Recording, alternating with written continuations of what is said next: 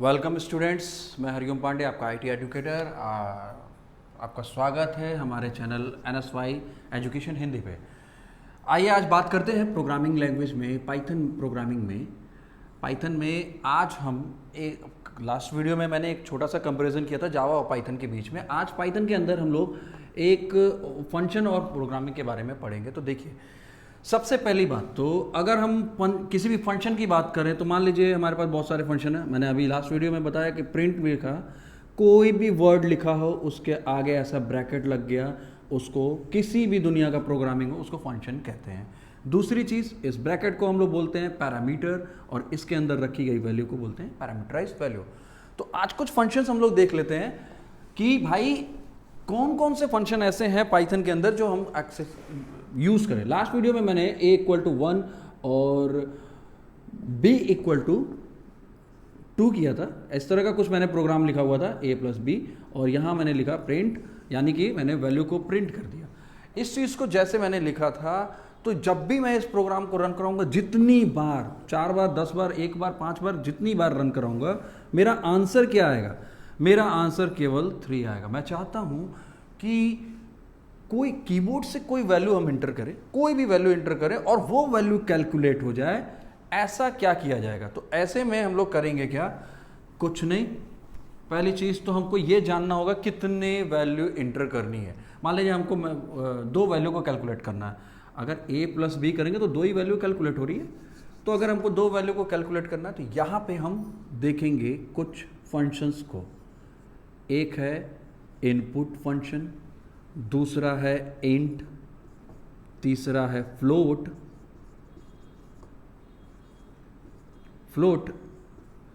और चौथा str। ये बेसिक फंक्शंस हैं। अगर आपको बेसिक प्रोग्रामिंग पाइथन में सीखनी है तो ये फंक्शंस आपको आने चाहिए। अब देखिए, इनपुट क्या करता है? कीबोर्ड से कोई भी बटन इंटर करेंगे, कोई भी बटन दबाएंगे, वो आपकी कोडिंग में वो वैल्यू आके चली जाएगी। वो उस चीज़ को करने के लिए इनपुट बटन होता है। इंटीजर क्या करता है, फ्लोट क्या करता है, स्ट्रिंग क्या करता है? ये वैल्यू को डेटा टाइप में, ये इंटीजर में कन्वर्ट करता है, फ्लोट में कन्वर्ट करता है और स्ट्रिंग में कन्वर्ट करता है।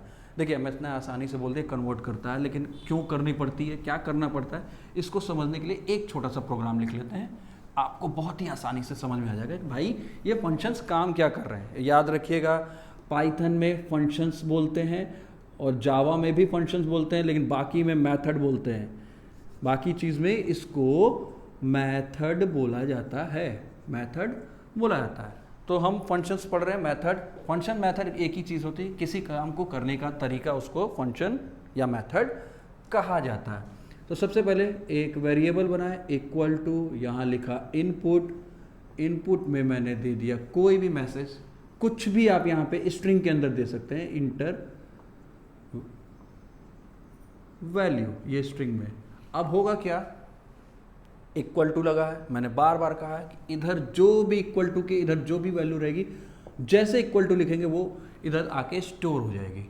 तो = सिंगल टाइम लिखा है, डबल टाइम लिखा रहता तो ये नहीं होता, सिंगल टाइम लिखा तो ऐसा होगा। इनपुट क्या करना है? करना कुछ नहीं है। जब ये कोड रन होगा तो एक मैसेज लिख के आएगा, भैया इंटर वैल्यू। जैसे ये चीज़ लिख के आएगी, आप कोई भी नंबर, कोई भी चीज़ इंटर करिए तो वो आके ए के अंदर स्टोर हो जाएगा। आपने 1 लिखा, 1 आ जाएगा। आपने 2 लिखा, 2 आके स्टोर हो जाएगा। ये चीज़ होगी इस कोड के चलते। और होगा कैसे? कीबोर्ड से। अब लास्ट वीडियो में मैंने आपको समझाया हुआ था डेटा टाइप के बारे में।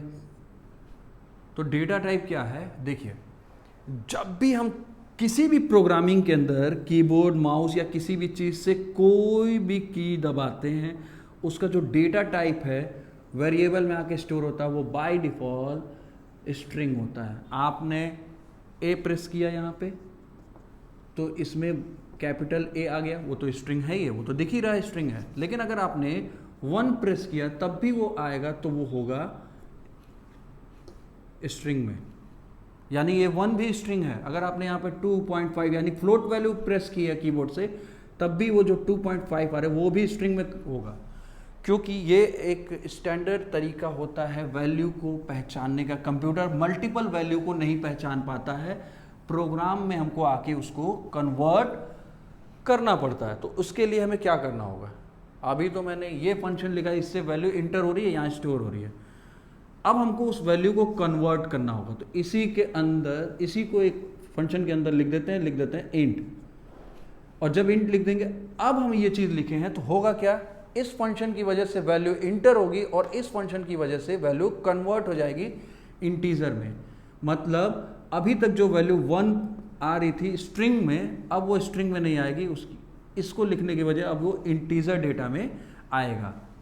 अगर आप यहाँ इसकी जगह पे लिख दिए फ्लोट, तो ये हमारा वैल्यू 1.0 हो जाएगा।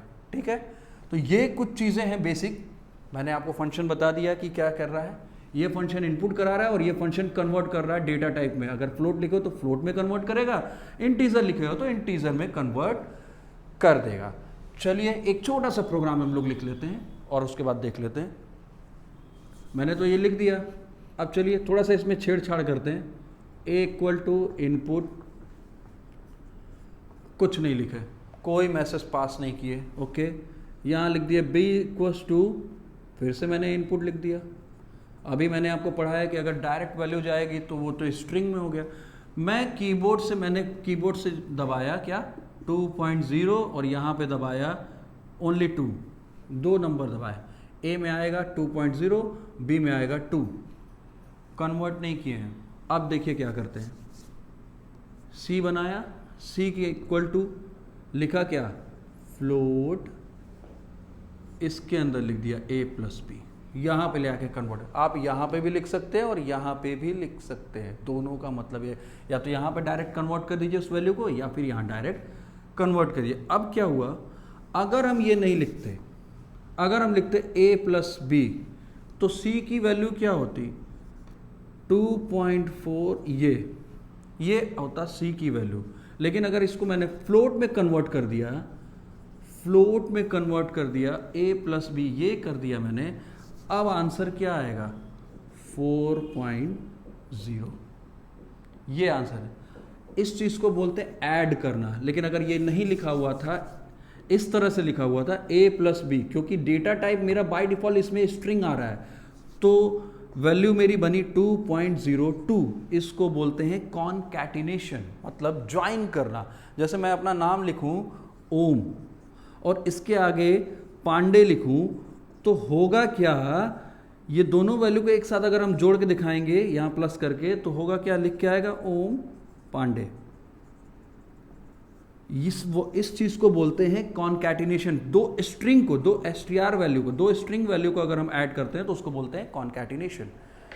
तो ये कुछ बेसिक चीजें हैं। मैंने अब आपको हल्का सा कन्वर्ट करके इसको दिखा देता हूं तेजी से। फ्लोट में मैंने कन्वर्ट किया, यहाँ लिख दिया a प्लस बी और प्रिंट कर दिया, सिंपल प्रिंट कर दिया। प्रिंट किया c, लास्ट वैल्यू में मैंने बताया था c प्रिंट करेंगे तो वैल्यू प्रिंट होगी 4.0, लेकिन अगर इस तरह से करेंगे तो वैल्यू c प्रिंट होगी। तो ये कुछ बेसिक फंक्शंस थे, कुछ बेसिक प्रोग्राम। नेक्स्ट वीडियो में फिर मिलेंगे। जुड़े रहिए, सब्सक्राइब करिए, लाइक और शेयर जरूर करिए। जुड़े रहिए, जल्दी हम मिलते हैं फिर नेक्स्ट वीडियो में। तब तक के लिए बाय बाय।